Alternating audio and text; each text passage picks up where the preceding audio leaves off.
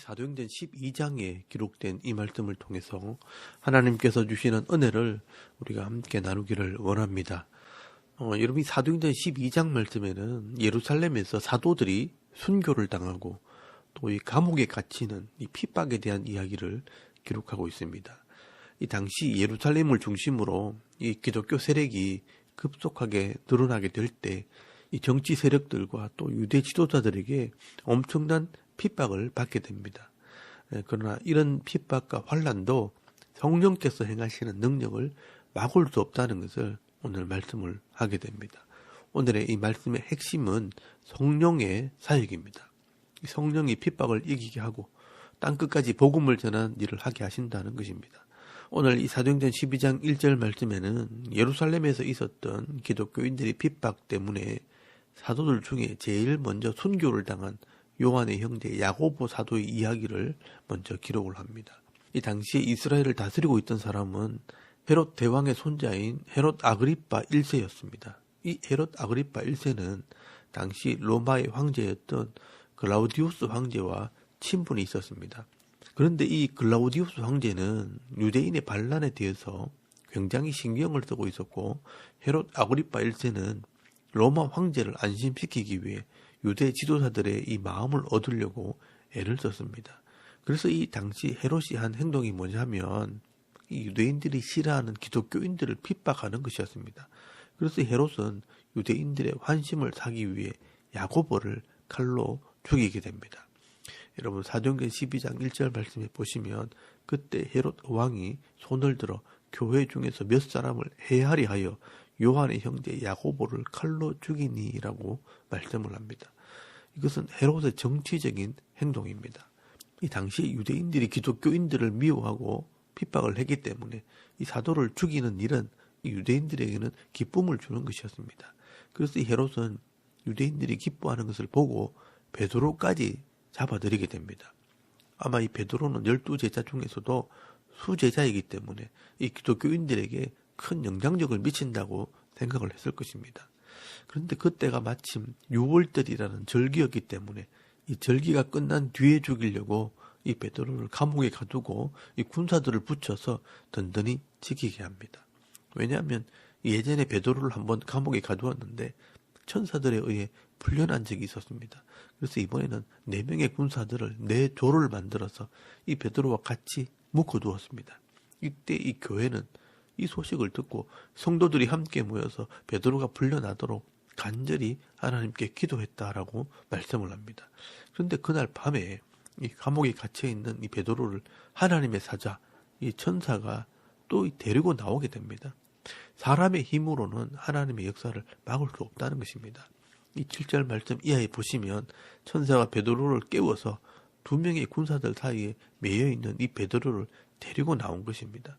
이 베드로도 사실은 비몽사몽간에 꿈인지 생시인지 구별하지 못한 상태에서 이 감옥을 빠져나왔다라고 말씀을 합니다.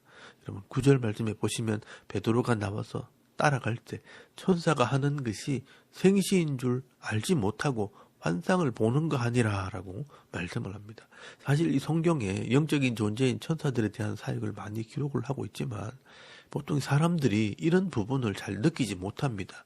나중에 지나고 나서 내가 할 수 없는 일이었다는 것을 알게 될 때 이런 천사를 통해서 했을 것이라고 생각을 하는 것이지 일반적으로는 잘 알지 못합니다. 여러분, 마태복음 18장 10절 말씀에 보시면 사람마다 담당 천사가 있다라고 말씀을 합니다.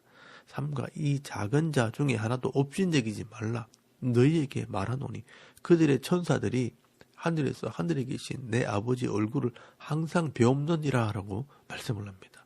이 각 사람에게는 이렇게 담당하는 천사가 다 있는데 이 천사가 항상 하나님께 보고를 한다라고 말씀을 합니다. 그렇다면 지금도 우리 각 사람에게는 우리를 담당하는 천사가 사역을 하고 있을 것이고 또 우리의 모든 삶의 이 모습들을 하나님께 보고하는 일을 하고 있을 겁니다. 우리 눈에는 보이지 않지만 오늘도 천사들을 통해 하나님께서 우리를 보호하시고 계시다는 것입니다. 여러분, 시편 34편 6절에서 8절까지 말씀해 보시면 이 곤고한 자가 부르짖음에 여호와께서 들으시고 그의 모든 환난에서 구원하셨도다. 여호와의 천사가 주를 경외하는 자를 둘러 진치고 그들을 건지시는도다. 너희는 여호와의 선하심을 맛보아 알지어다. 그에게 피하는 자는 복이 있도다 라고 말씀을 합니다. 우리가 어려움을 당할 때 하나님의 이름을 부르면 천사들을 통해 구원해 주신다는 것입니다. 그리고 여러분 히브리서 1장 14절 말씀에도 보시면 모든 천사들은 섬기는 영으로서 구원받을 상속자들을 위하여 섬기라고 보내심이 아니냐라고 말씀을 합니다. 이렇게 우리 눈에는 보이지 않지만 하나님께서 천사들을 통해 우리를 보호하시고 때로는 도와주신다는 것을 알 수가 있습니다. 우리가 평소에는 잘 느끼지 못하지만 성경에 기록되어 있는 것을 보면 하나님께서 이렇게 일하신다는 것을 성경을 통해 알게 됩니다. 사실 저도 가끔 위험한 순간들을 지나온 것을 생각해 보면 천사들을 통해 나를 도와주셨구나 하는 생각을 할 때가 있습니다. 나중에 천국에 가보면 이것을 확인할 수 있게 될 것입니다. 오늘 본문에는 이 베드로도 사실 감옥에서 빠져나와서야 하나님께서 하셨다는 것을 알게 됩니다.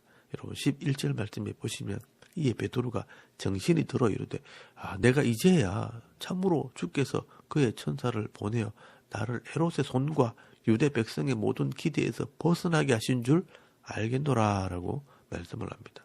감옥에서 풀려난 이 베드로는요, 자신을 위해 기도하고 있는 이 성도들을 찾아갑니다. 여기는 12절 말씀에 마가 요한의 어머니 집이라고 기록이 되어 있는데요. 이곳이 바로 마가의 다락방입니다.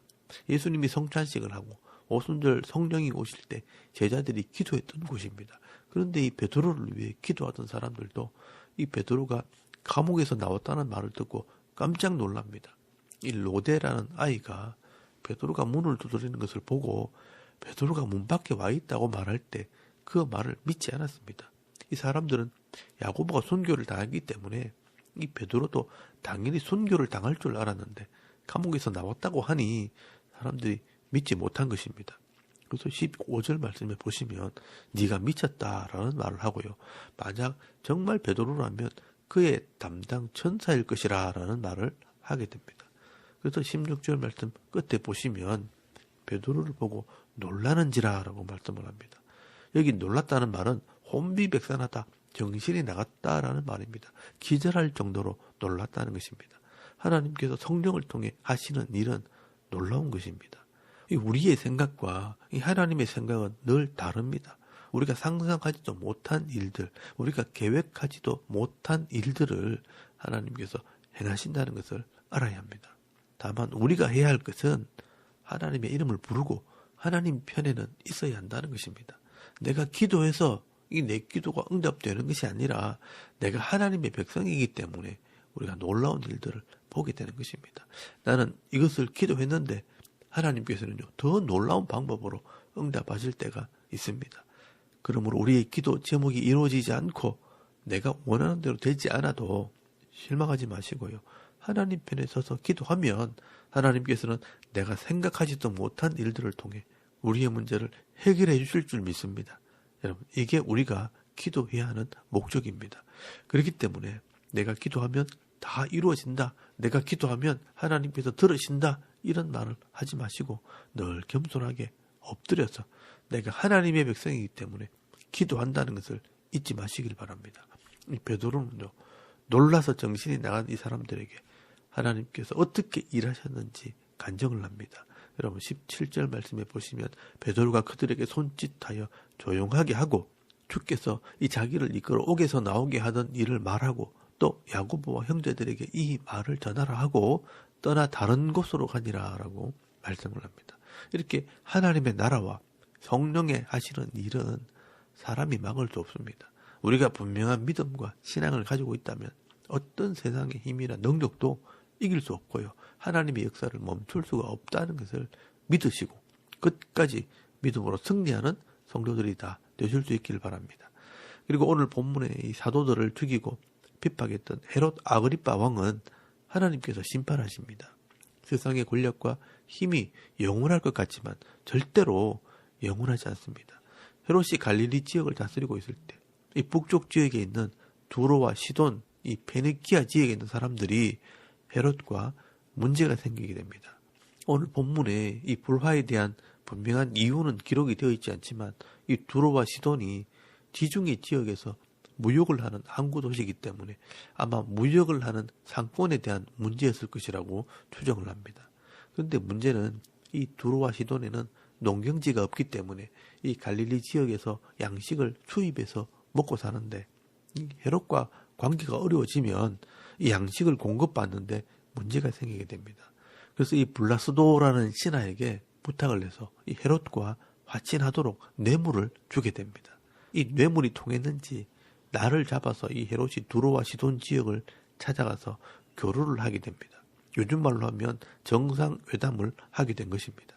그래서 이 헤롯이 단상에 올라가서 연설을 하는데 이 두로와 시돈 사람들이 아부를 하며 소리를 지르면서 신을 대하듯이 왕의 이름을 높이게 됩니다. 이때 헤롯이 마치 자기가 신이 된 것처럼 사람들이 아부하는 소리를 듣고 교만하게 될 때 하나님께서 이 헤롯을 심판하셨다라고 말씀을 합니다.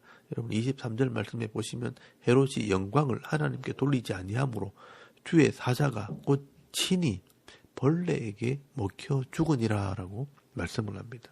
성경에는 이렇게 간단하게 기록이 되어 있지만 이 요세푸스라는 역사책에 보면 이 당시 두로와 시돈 사람들이 왕과 화해를 하겠다는 생각으로 헤롯을 신으로 섬기겠다고 소리칠 때 이 헤롯이 책망하지 않고 교만하게 그 말을 받았다라고 기록을 합니다. 그때 이 복통이 일어나게 되었고 그가 마지막으로 한 말이 너희가 나를 신이라 부른 것으로 인해 내가 죽게 되었다라고 말하고 5일 만에 죽었다고 합니다. 여러분 복통으로 죽은 것을 보면 탈장이 되거나 이 장이 꼬여서 장이 썩게 되면 폐혈증으로 죽게 됩니다.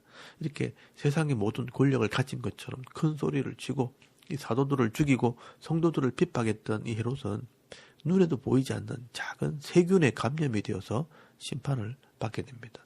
이 세상의 돈과 이 권력을 가지고 큰 소리를 치는 이 세상 사람들은 결국 잠깐 있다 사라지는 안개처럼 없어지게 될 것입니다. 우리 인생이 풀이고 그 영광이 꽃과 같다면 이 풀은 마르고 꽃은 시들지만 여호와의 말씀은 영원히 서게 됩니다. 하나님의 말씀은 변함없이 세상 속에 이 하나님 나라를 이루어 나갈 것입니다. 여러분 24절 말씀에 보시면 하나님의 말씀은 흥왕하여 더하더라라고 말씀을 합니다. 예수님께서 분명히 말씀하셨습니다. 마태복음 5장 19절에서 20절까지 말씀해 보시면 진실로 너희에게 이르노니 천지가 없어지기 전에 이 율법의 1.1획도 없어지지 아니하고 다 이루리라. 그러므로 누구든지 이 계명 중에 지극히 작은 것 하나라도 버리고 또 그같이 사람을 가르치는 자는 천국에서 지극히 작다 일컬음을 받을 것이요 누구든지 이를 행하며 가르치는 자는 천국에서 크다 일컬음을 받으리라라고 말씀을 합니다. 여러분 오늘도 우리가 이 하나님 말씀을 믿고 신뢰함으로 이 땅에서 하나님 나라의 복을 받으시고 천국에서 크다 일컬음을 받을 수 있도록 이 말씀대로 순종하고 말씀대로 가르치고 말씀대로 복을 받는 믿음 있는 성도들이 다 되실 수 있기를 주의 이름으로 축원합니다. 아멘.